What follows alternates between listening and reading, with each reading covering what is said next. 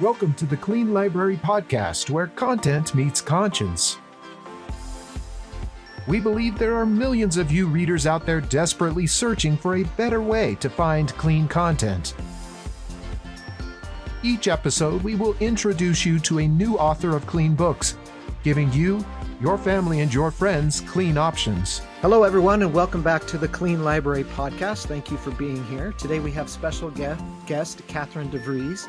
Cathryn is a recovering perfectionist who has been going slowly or rapidly insane over 15 years of homeschooling her 4 children, 2 of whom are on the autism spectrum. A former aeronautical engineer, she is now obsessed with the written word and won the 2023 Stewart and Hadow Short Story Prize. Did I say Hadow right? I think so, yes. All right, perfect. With her neurodiverse daughter, she has co-written a romantic epic fantasy trilogy that fans of Brandon Sanderson and J.R.R. Tolkien will feel right at home in, as well as a science fantasy novella reminiscent of Avatar. Cathryn loves speculative fiction as well as the great works of classic literature, and the influence of both can be seen in her work. When she is not writing, Cathryn would prefer to be found taking a walk in nature, playing the cello, or sitting in the sun reading a book. She lives in the beautiful Gold Coast hinterland of Australia. Welcome, Cathryn. Thank you for being on the show. Thank you for having me. Yeah, I think you might be the guest from furthest away. I'd have to look. We had a guest from Ireland, but I'd have to look at the mileage to see. Yes. It'll be pretty close, yeah. Be a close call, probably. Yeah, but you are the first person we've talked to in the future, since it's tomorrow there already. That's very cool. All right. So let's go over your 2 truths and a lie, and then as we go through the conversation, we'll see if we can figure them out, and we'll guess at the end. So number 1, I have visited every state and mainland territory in Australia. Number 2, I have zorbed, blackwater rafted, and bungee jumped in New Zealand. And number 3, I did my university work experience placement at NASA in Langley. Okay, I don't know what zorbed is, so... I actually had to look it up based on that. So you know what it is, but I don't know that you know what it was called that, right? So Cathryn, correct me if I'm wrong, but it's those big inflatable balls that you get in and run in, right? And they roll and... Yeah, pretty much. You get tossed around basically more than run, probably. Yep, that's it. Yeah. And down a hill. All right. And down a All hill. right. Yep. Yeah, okay. So I learned a new word today. Now I'm going to have to use it in a book somewhere. All right. Well, why don't you start by telling us about your books and how you got into writing? Okay. So basically, I've loved writing my entire life, ever since I knew how to make letters on a page. I was writing stories, and did that all through school, high school. I even wrote a screenplay for a Disney movie, that didn't go anywhere, obviously, but it was a great writing experience. And then sort of end of high school, I took a practical detour into engineering and the Air Force. And I didn't really do much writing at all, apart from work writing, basically. Mm-hmm. Then when I had my first child, my first, sorry, I'll rephrase that. Okay, then when I started having kids, really got back into reading to them all. Like, really wanted to read them stories and support their writing. Like, especially as we started homeschooling. My eldest daughter is extremely creative. She was an excellent writer from the get-go. She needed a little bit of support to get over the hump of actually doing the physical writing. But apart from that, I knew she was a born storyteller.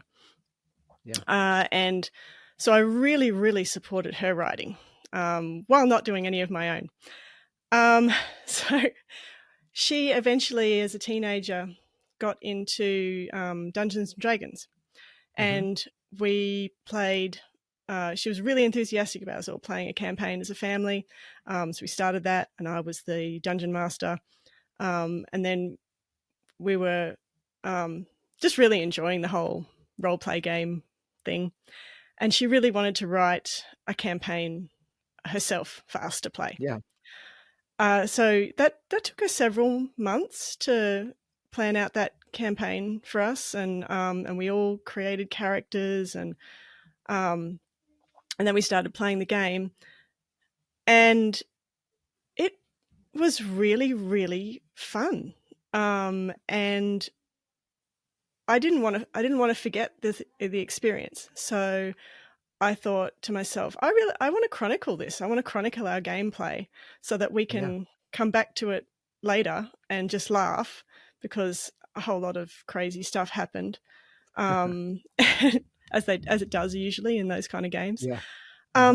But as I was chronicling the game, and I had to start with my character's backstory, because that was she kept asking me a lot of questions about my character's backstory, and she was basing a lot of the forces of antagonism and stuff off my character's backstory. So I started there. And as I was doing it, and as we were getting into the gameplay side of things as well, I started really noticing that my character's struggles were mirroring my own life struggles. And that alternately intrigued me and freaked me out. So, but I kept on going, because I was just really enjoying the writing process. Just thousands of words were pouring out of me like water. And eventually, I got to, I don't know, somewhere around 50,000 words or so. And I just Googled, how many words is in a novel? And I realized, this is becoming more than what it started out as. And it started feeling like a novel, like more than a lit RPG, type book. Right. And so then I sort of, semi-ignored that for a little while, because the idea of writing a novel was too scary. Right. Like, it was really overwhelming and just frightening, because this was so personal, just putting this sort of stuff out there to feedback, rejection, critique, like. Right. So I wrestled with that for a very long time. But I just kept on getting nudges from God saying, this is bigger than you. I want you to share this. And so finally, after many, many more words and many long walks, where, I just was talking back and forth of, what do you want me to do? I decided, okay, I will do this properly. I'll make this a novel. And yeah, I sort of didn't look back from that point. If I was gonna do this, I was gonna do it right. And I was gonna put everything I could into it, to bring this story to life on the page, and to touch other people's hearts. Like it was, it was really doing a job on my heart. So yeah. That's how I got into writing, basically. Wow, that's a great story, and there's so much truth there. The overwhelming thought of, even when you were like 50,000 words in, you're pretty much halfway done, but just the thought of completing it and calling it a novel is just a massive, I don't know, it's a big deal. That's very cool. So, I know a lot of people will say, "Oh, I'm a math person. I'm an engineer person. I'm not creative." But you were an engineer and you're creative, writing fiction. What would you say to those people who think that they're only one or the other? Um, Let me think about that for a moment. Mm-hmm. I would say that you're probably more than you think you are. And not to put yourself in a box necessarily. Yeah. Um, there are, like, maths is its own beauty. And I don't think that the mathematical world and the written word are so polar opposite as many people might think. Mm-hmm. There is an art to maths and design in many ways, and like I guess I've tried to bridge that gap in a way in my work, and I think more people can do that than maybe give themselves credit for. That's great. I love that answer. That was, yeah, I think you're spot on. Um, and you never know until you try, right? If you think you don't have a talent in something or you're not good at something, how do you know unless you've actually jumped in and given it a shot, you know? Yeah, exactly. Yeah. So how did you end up like co-writing with was it your daughter? Yeah, my Is that eldest right? daughter. Yeah. So you said she was a talented writer. How did you guys decide? Was this the book that you wrote together or was that a different project? Yeah, this was the book that we wrote together. So I mean, um, she created the bones, and I put flesh on them. Basically, we we weren't necessarily each contributing words to the page, but we were very Mm-hmm. much collaborating the entire time. She created half the characters. She created most of the plot points, or well, all the initial plot points, definitely. Mm-hmm. Um, and yeah, very much involved the entire time. Um, and yeah, I mean, the trilogy would not exist without her, because I was I just kept on writing forward to what to what happened next Yeah. in the campaign that she'd played for us. It was a really interesting experience because I had no idea what the ending would be. Uh, I didn't know who the villain was. I didn't know their motivations. You know, I didn't know all these things that, generally speaking, authors know. Uh, Right. so, yeah, it was a fantastic way of writing. I really enjoyed it. But then I had to go back and do the deep work of um, cleaning it up, Right. basically. Right. Filling in the Because, blanks and yeah, yes, and like yeah, and like doing all that foreshadowing stuff, and I had to completely I had to completely rearrange a lot of things, because things don't necessarily need to make sense in a D&D campaign, but they do need to make sense in a novel. So right. yeah, there was a lot of editing work that needed to be done. But yeah, I definitely consider her a co-author, because so much of her and her work is in this book. Yeah.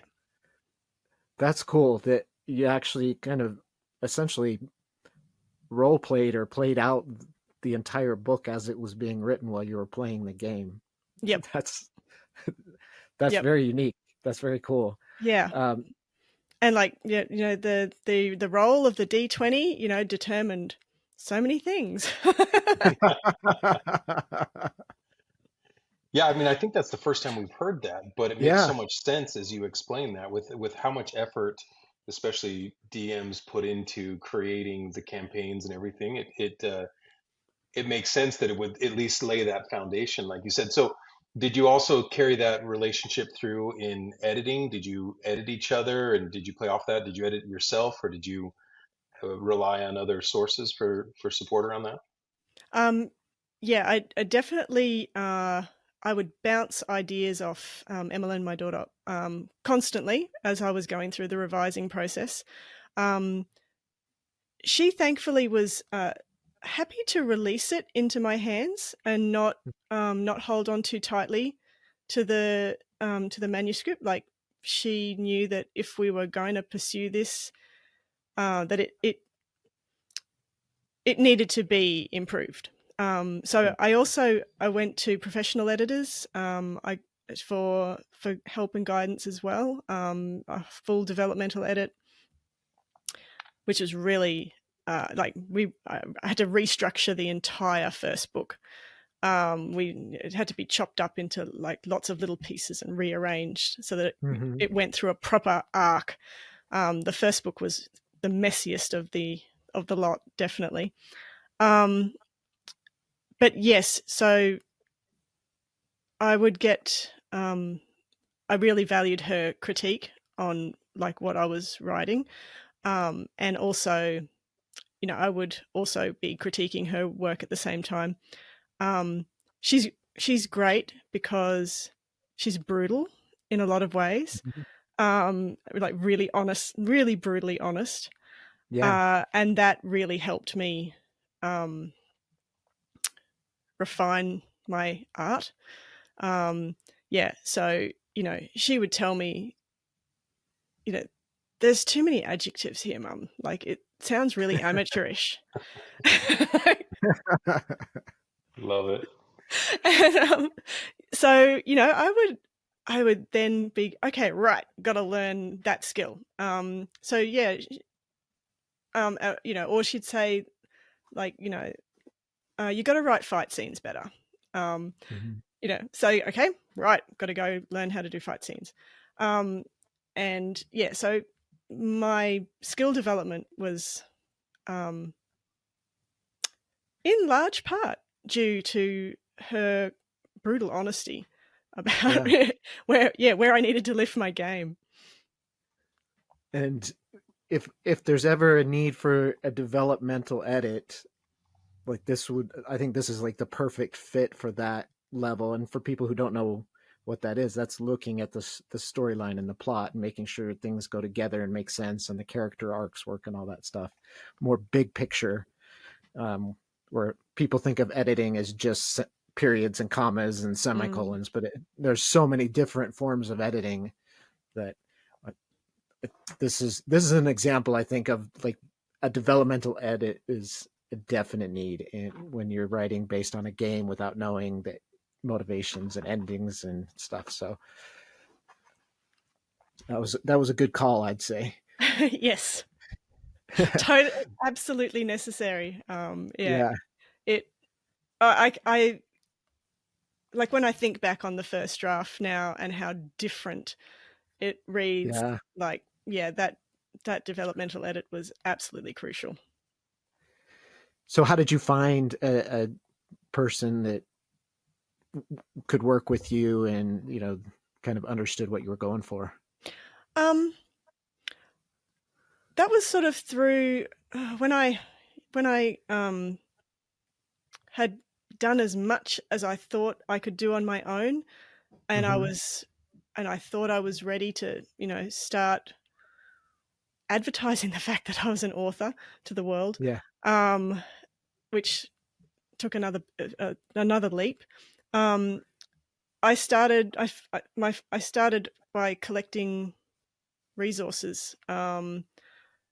I think it was a writer's toolkit bundle, and there was a whole bunch of free courses in there. So I sort of dipped into the ones that I thought were most relevant, and it just opened up this whole web of contacts. And somehow or other, I got onto Savannah Gilbo's podcast, which led me into StoryGrid, which led me onto finding my editor, who's Alice Sudlow, who's a StoryGrid editor, a certified editor, I should say.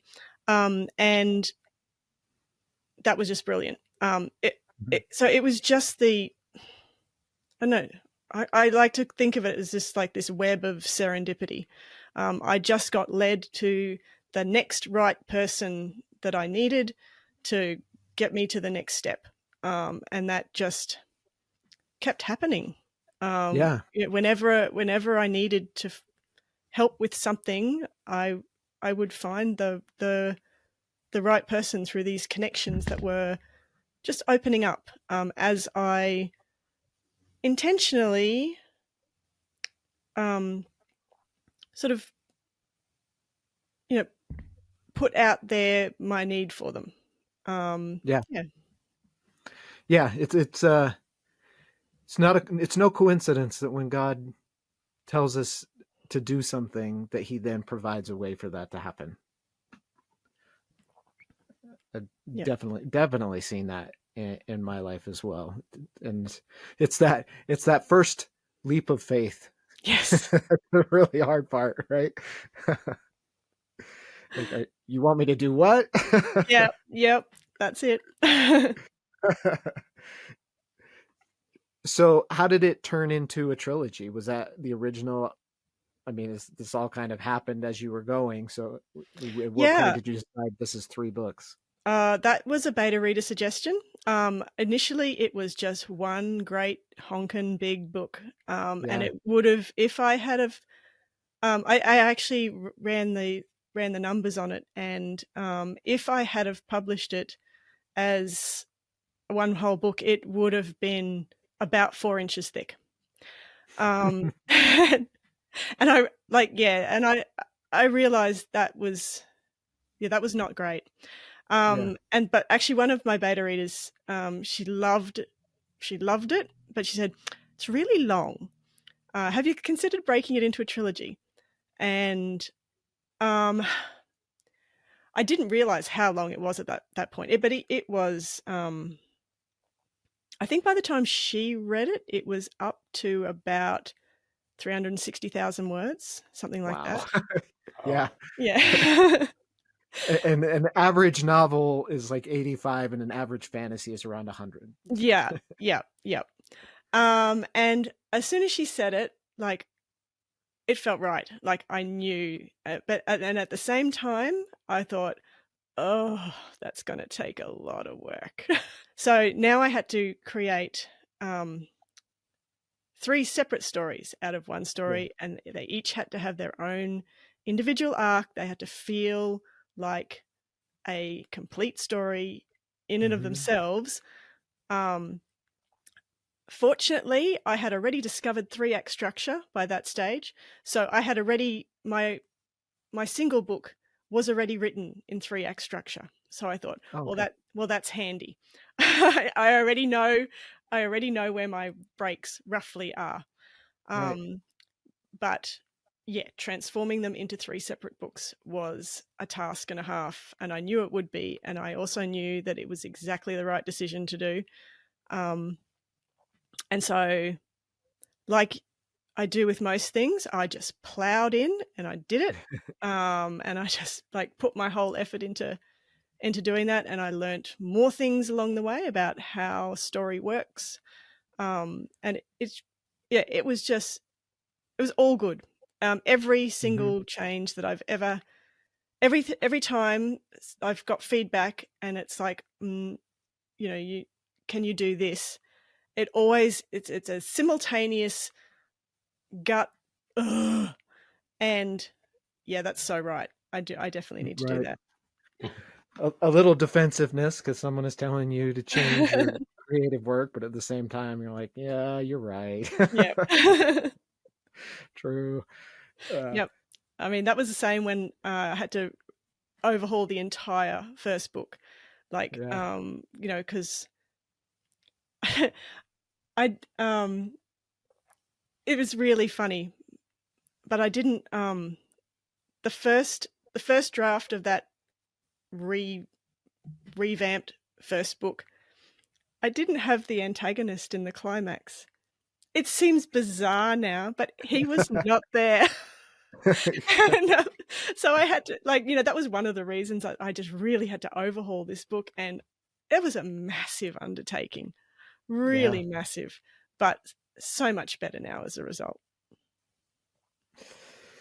Yeah, it's such a relief when you like get to the end and then to have to go back and rewrite and reorganize and cut stuff that you worked so hard on that just doesn't fit anymore, and it's it, it feels like starting over It almost. does. It does.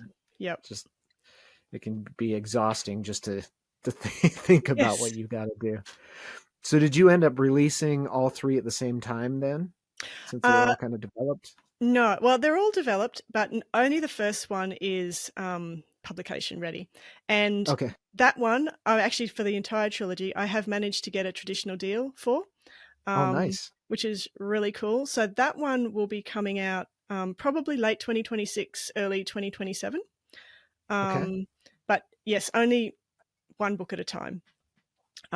Yeah, but what I'm actually working on at the moment is my science fantasy novella, which is coming out much sooner because I'm self-publishing that one, Yeah. which was a deliberate decision because it's a novella, and then novellas are hard to sell to Right. traditional publishers. But also the main reason is so that I can start building up my reader audience for Right. this is like, this is like the entree. The main course is coming. And yeah, and I'm really super proud of this novella actually, because this one was all me. Like my daughter didn't have like anything to do with it. And so it really was my my proof to myself, I guess, that I am a writer, Right. that I can come up. I thought I I worried that my creativity, my personal creativity, had Yeah. all sort of dried up, and I would have to rely on my daughter's ideas, like if I Yeah. was to have content for my books. But this, um, this was my proof to myself that no, actually, I am a writer. I can do this. I can come up with a concept, and I can follow it through, and I can create something awesome um, from go to woe, with these support Right. structures that I've built up. And yeah, so that one is that's gonna be this year that one comes out. Yeah, And that's the one that you said is reminiscent of Avatar. that's right. Yep. So can you give us a sneak peek of what it's about? Sure. So it's got one of my favorite tropes ever, which is I like to call the jerk unjerking himself. Um, Perfect. I cannot get enough of that storyline. Um, and I think it just feels so relevant for like, our messy world at the moment too. Hmm. So yeah, so it's a romantic science fantasy novella. It's got elements of adventure and introspection, um, and connection to nature and a deeper reality. A lot like the Avatar movies. Yeah.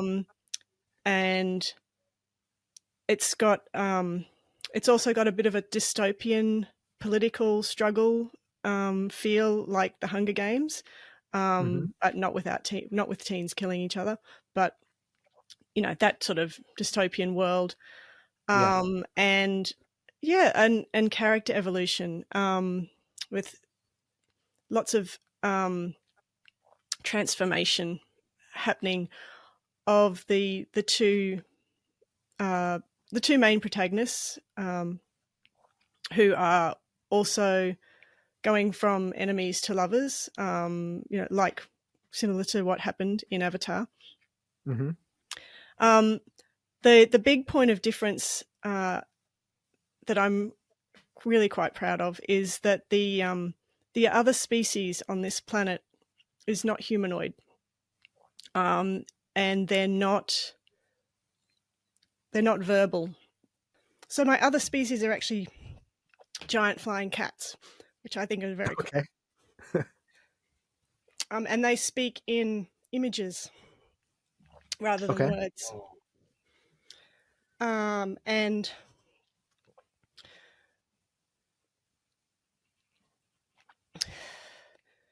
connection to nature is and the deeper reality of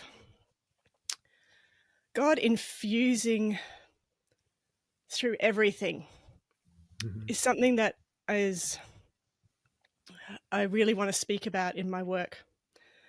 And I think this novella quite beautifully demonstrates that. And it was something that just came to me as I was writing. Like I knew the rough trajectory of this story, but it wasn't until I was actually writing it that these creatures began to develop and flesh out, and I was just, in flow state, which is really beautiful. Yeah. And I was just like writing the first time that my protagonist Jaden saw these creatures, and it just, I got him to say, "How did you tame them?" And the thought just, it just came to me, like, and then the other guy said, "We didn't. They tamed us." And that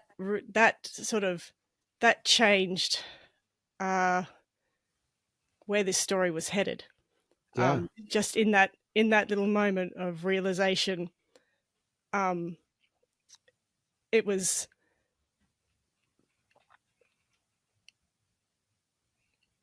it became so much deeper at that point, and this was no longer just a fun adventure story that I was writing. And I, at that point, I really knew where I was going, where I was headed with this story, the types of things that I wanted to say, because I always need a point for my writing. I can't even start writing really without a point. Like other authors write in different ways, but I need to know where I'm headed, which is odd considering when I was writing the trilogy, I had no idea where it was headed, but I knew, but we'd played the scene, so I knew how that scene ended, and I wrote towards that ending. So this was a similar process, except expanded. Like I knew roughly where I wanted this story to go, but it didn't have as deep a point at that stage, and now it had a point of something that I really wanted to say, about who we are as humans living in this world. So that's that's a sort of a lot, quite a bit about this. Yeah, that's cool. So when you kind of figure out that reason, do you actually write it down as a reminder that this is what you're going for, or is it just something you keep in your mind all the time as you're writing? It's something I keep in my mind, but after the first draft is written, then I go back and I do a reverse outline, which is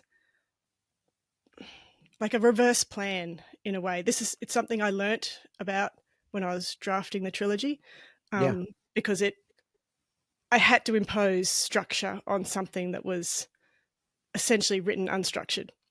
Right. So that's when I go back and really work out very specifically what I want to say, how I want to say it, and I do that by working out what I have said, and then looking for the shape of it. So the methodology that I learnt through the story grid is very helpful with doing that. I can break the story.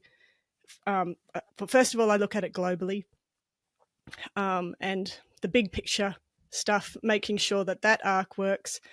Then I break it into 4 quadrants. So there's 2 in the first half, 2 in the second half of the book, and they also have their own arc that they need to move through. And then I break it down into scenes, and each scene has to have its own arc that it goes through. I cannot think about all that stuff while I'm writing. Yeah. And so that's what, so I do the reverse outline, and then I work out what do I really want to say in this story. And that's when I nail down theme, and I nail down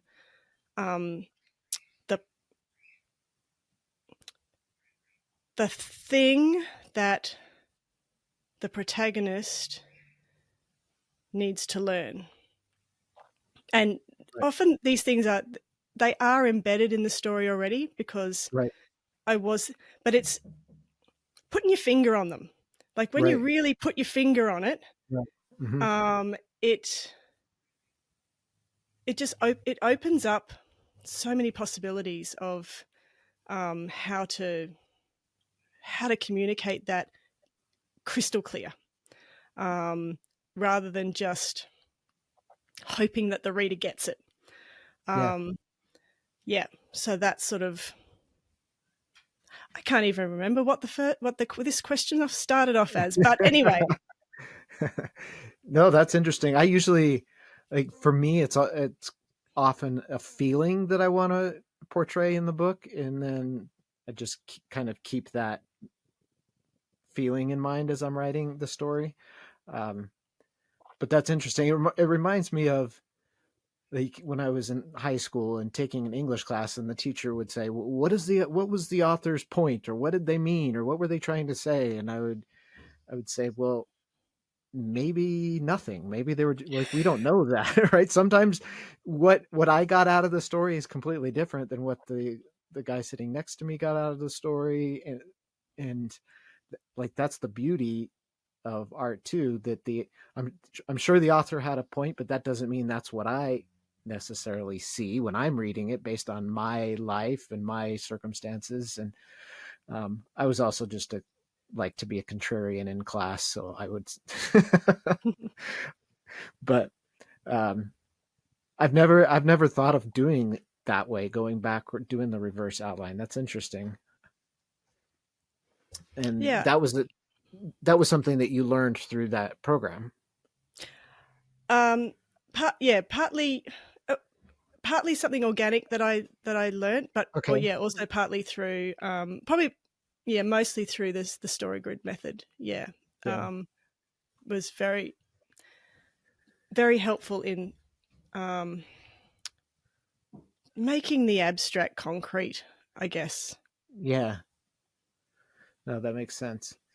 So Brock was taking a look at your website. He said your artwork for the book is really cool, for the novella. And so how did you hire someone to do that? Or do you do the art? 100 Covers did the art, and I've got another artist doing character art at the moment, cool. Which is very, very cool, working with artists, bringing characters to life. But I'm really happy with the cover. I just love the colors and the mood, and that's what struck me. I saw it, immediately was drawn to it. So they killed it there. It's beautiful and intriguing. Thank you. Cool. So with the character art, what is your plan with that? For social media, or some social media, but I've got a Kickstarter that I'm launching in June, and so it's a lot for that, because it's really good for drawing people in, and then I'm going to be making like special editions of the books with the character art included cool. in the pages, and character cards, stickers, like all that kind of fun stuff that can go along with books these days. Yeah. So do you see a future in this world becoming more than just the novella? it has the potential. Mhm. I don't because the ending it feels there's closure. There's definitely closure, Yeah. but it's not necessarily like, fully neat and tidy. There's the potential for issues to still come up.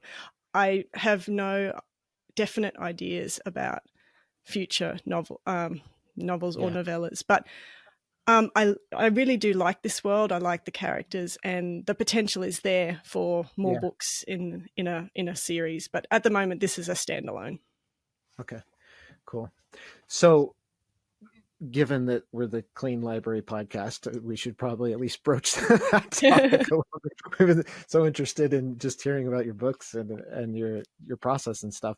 But as far as the decision to keep them clean and accessible, was that a conscious decision for you? How does that work in your process? Yeah, well, it was a bit of a no-brainer for me, really, because um, that is how I wanted to write. I came across unexpected content as a teen when I was growing up, and it affected Mm-hmm. me. Yeah. Um, and I didn't realize at the time how it was affecting me. I didn't really realize till I was in my 20s or something. And then I just became very uncomfortable reading content that was explicit. Yeah. Also, I want to share my books with my kids, Yeah. and you know, so keeping it clean, that was another part of it being a no-brainer, really. Also, I find that it's unnecessary in most stories. Mm-hmm. Um, and the story could be told just as effectively without the content that I feel uncomfortable about. Yeah. Um, so, and when I'm talking about content, I'm mostly talking about explicit sexual stuff, and Right. also foul language. I just don't like either of those things. Um, Yeah. we have a life is not clean.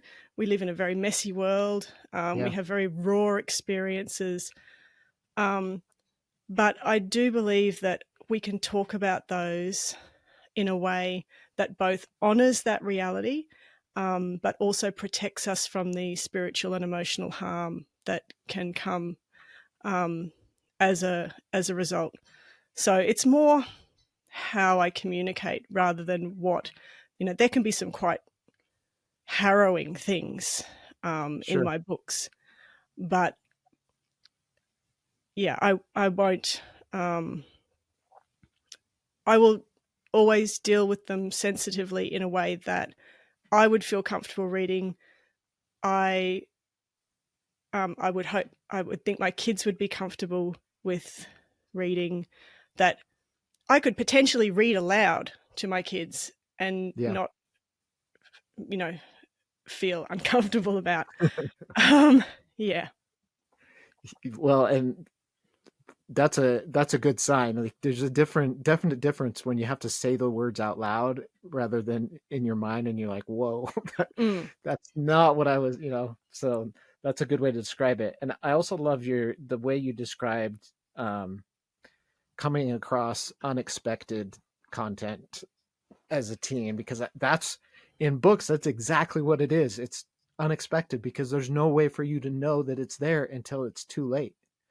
Like, yep, there's no warning, there's no rating. It's just someone tells you that this is a great story, so you start reading it, or you pick it up off the shelf because the cover looks great and the genre seems like it should be fine, and then you get to chapter 67 and boom, it's too late, and now it's in your head.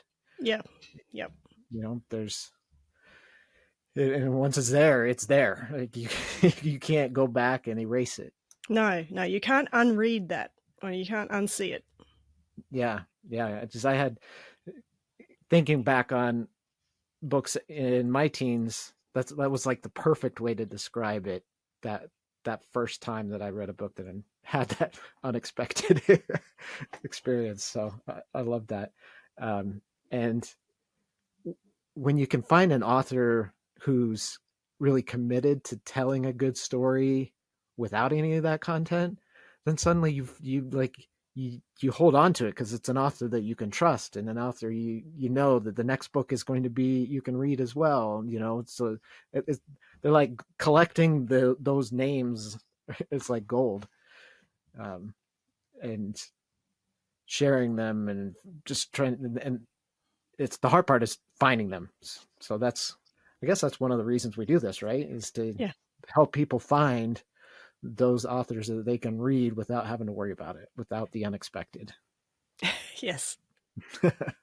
Absolutely. Well, and I think too, the other thing we're looking for is the way you described it so beautifully, which is understanding that the world we live in isn't clean, like you said, necessarily, but and that those you have to honor those things, and sometimes you have to tell that story, but the way that you do it, uh, that it can be done in a way that doesn't seem like that unexpected content, right? And it's something that you can still create connection through because people experience, trials and struggles through life and unclean things, right? But we can still communicate those in a way that doesn't make it explicit and maybe traumatizing for people, right? So I think that was so beautifully said on your part there.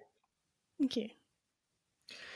So if people want to follow you and so that they know when the novella comes out and the books come out, where should they go? Okay, well, website is always the hub of everything, so that's the easiest place. I go by Collector Perennial for all my website social stuff. That's my sort of my publishing imprint. You can follow me on social media. I'm on Kickstarter now in pre-launch, so I'd love to have followers there. Yeah, I think that's all the main places. Okay, great, and we'll put that website link in the show notes so that everyone listening can easily find it, and go and check it out, and check out the beautiful artwork and the Kickstarter and everything. And help. The more that we as a community support clean authors, the more material, if we make it viable for them to continue writing, and they're going to continue writing, and we'll have more content to read. So it's a great way to show your support. So we need to go back to your True Truths and a Lie and see if we can get it right. I'll read them again so that we can remind ourselves as we think through it here. So number 1, I have visited every state and mainland territory in Australia. Number 2, I absorbed, blackwater rafted, and bungee jumped in New Zealand. And number 3, I did my university work experience placement at NASA Langley.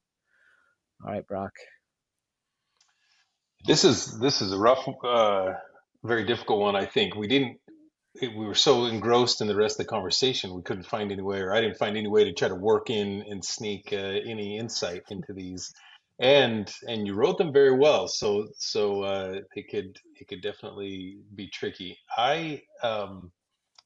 Which I guess is me saying I really don't have any clue, but I am going to.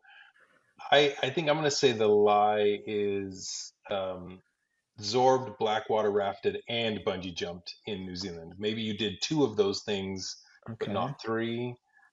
So I'm going to call that out. I've not been doing well this season so far, though. So we'll see, Marcus, if you can, what your sense is. Yeah, I mean, as an aeronautical engineer, you totally could have done it at NASA. I mean, NASA has multiple locations. I don't know if Langley is a place where universities. I don't know. In the U.S., there's a lot more states, but and I know Australia is huge too. So I'm gonna say the lie is number 1, visited every state. Maybe you visited most of them, but missed one or something. I don't know. Well, Brock was correct. I have not bungee jumped. I have done 2 of those things, but not the 3rd. So even his reasoning was correct. Yep. Oh, Yep. look Well at me done. go. Thank you. I needed that one. That was maybe my first one. And I have to say, I don't even know what blackwater rafting is. I mean, but It's if it's whitewater rafting. it's in a it's abseiling into a cave, and then you've got this inflatable tube, and you're like sitting in this inflatable tube in this cave system with glowworms and stuff above you, and it's really awesome. Wow. That Wow. sounds cool. Yeah, absolutely. That's very cool. All right. So it's now, Brock, you've got 2 and I have 6. Oh, good. Okay. So 2. All right. you're slowly working your way up there. All right. Well, Cathryn, thank you so much for being on the show with us today. That was a lot of fun. We learned a lot. Please, everyone, support her work by following her on social media, going to her website, her Kickstarter, and spread the word about the podcast so that others can find clean authors and books that they can feel comfortable and confident in reading and sharing with their family. Thank you so much again for listening and watching, and we'll catch you next time on the Clean Library Podcast.